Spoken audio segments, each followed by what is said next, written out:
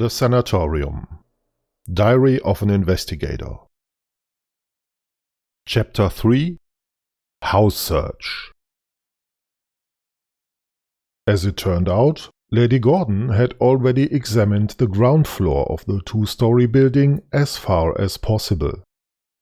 From the centrally located foyer, she had identified a bathroom with a lavatory in the right wing of the building, alongside the library and the living room. In the left wing, she had found a large dining room and a kitchen with a pantry. She had not encountered anyone in any of these rooms. So we made our way upstairs via the grand staircase in the foyer. Moving clockwise, we checked the many doors and found a total of 6 bedrooms and another bathroom. Some of the bedrooms appeared to be occupied, while others did not. The former likely served as sleeping quarters for the staff, while the latter had presumably been intended to become our guest rooms, or so we assumed. On this floor, there was also an entrance to the patient wing. The layout of the building resembled an upside-down T, with the main entrance located at the bottom center. Thus, the structure could be roughly divided into a residential wing, the horizontal line of the inverted T, and a patient wing, the vertical line, which I will refer to for the sake of simplicity, even though these terms are not entirely ideal, as the patients technically resided in the patient wing. In any case, by this point we had thoroughly searched the residential wing, except for a possible basement. As it turned out, the entrance to the patient wing on the upper floor was not locked. Cautiously we opened the door and peered into a dimly lit hallway, faintly illuminated by oil lamps. At that moment, I had a bad feeling about Dr. Tiller, who was alone and unarmed with the young lady in the library. If the murderer were to attack them while we were investigating the hallway and adjacent rooms, I was afraid that we might not even notice it or arrive too late to save them. On the other hand, Mrs. Stevens McCormick had since armed herself with a rapier, and I had already witnessed that Lady Gordon was more than capable of defending herself even without a weapon. So I assumed that, in an emergency, they would be able to protect themselves and Father Benedict. Thus I told the others that I would feel more comfortable joining Dr. Tiller and the lady with my rifle. I made my way back downstairs and carefully opened the library door. Dr. Tiller had settled the patient onto the couch, while he himself sat in a chair, speaking with her. When he heard me, he turned toward me and motioned for me not to enter. I gently closed the door again and positioned myself beside it as a guard. A few minutes passed before Lady Gordon hurried down the stairs. She approached me and said that she urgently needed to enter the library to retrieve her tools. Tools? I bit back the question of what exactly she meant by that, and instead made it clear that entering the library at this moment wasn't a good idea.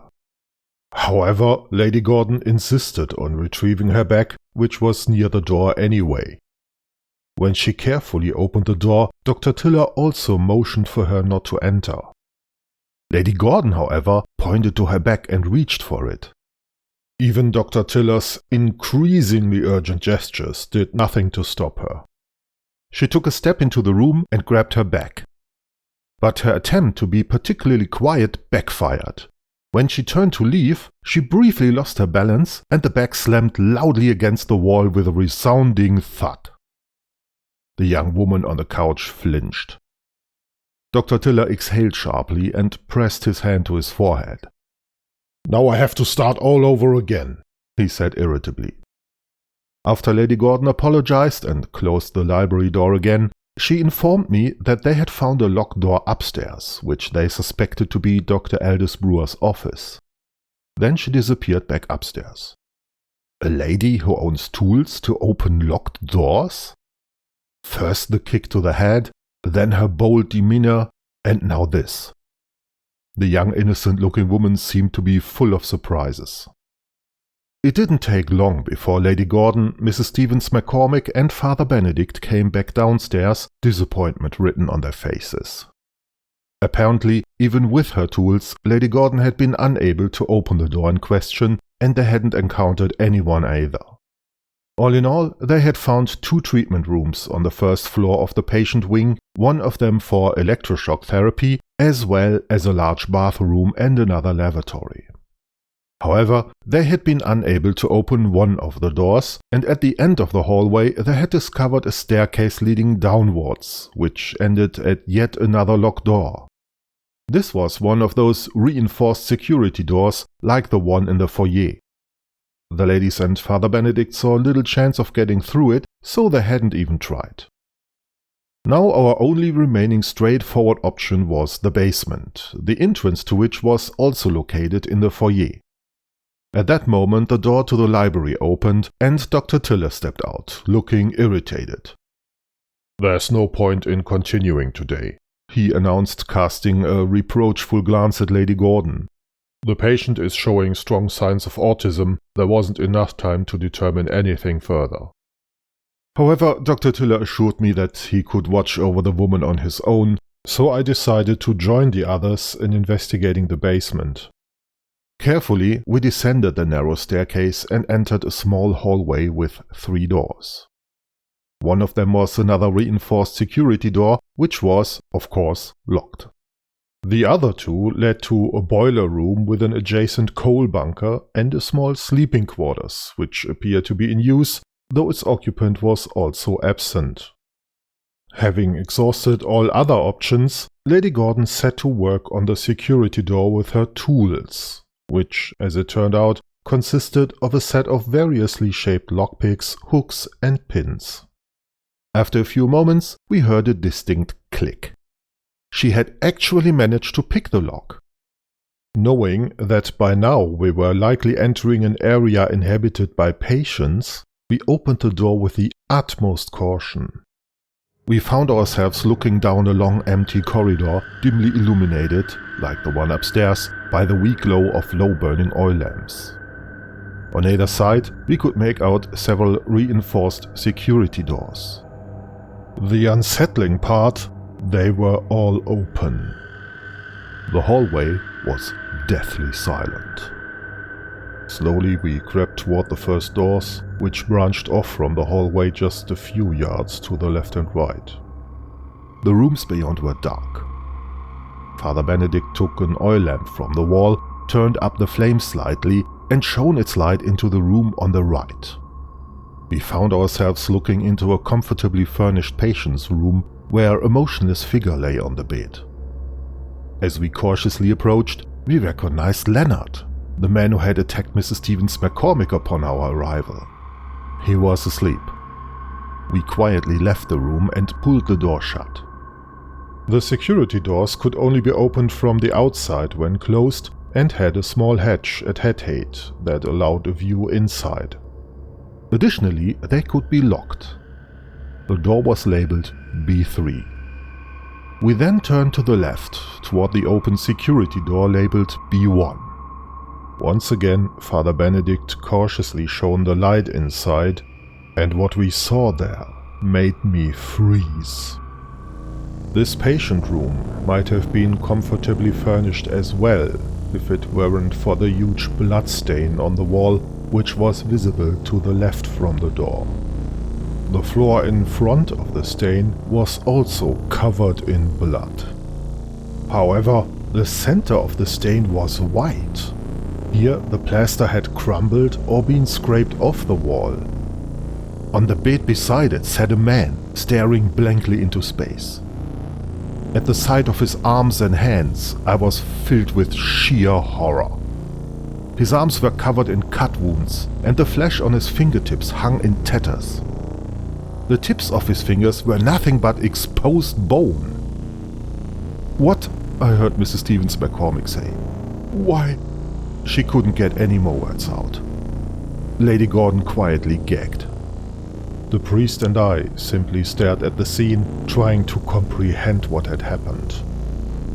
As much as my mind wanted to reject it, it looked as if the man had scraped the plaster from the wall with his bare hands, peeling the flesh from his finger bones in the process.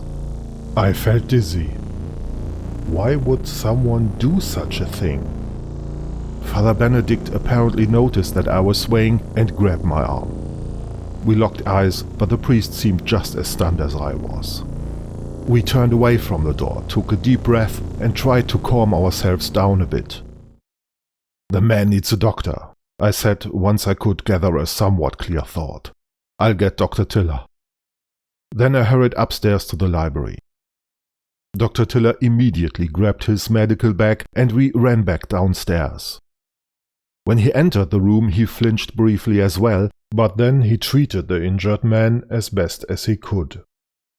He applied an ointment to the patient's arms and hands and bandaged them, then laid him on the bed.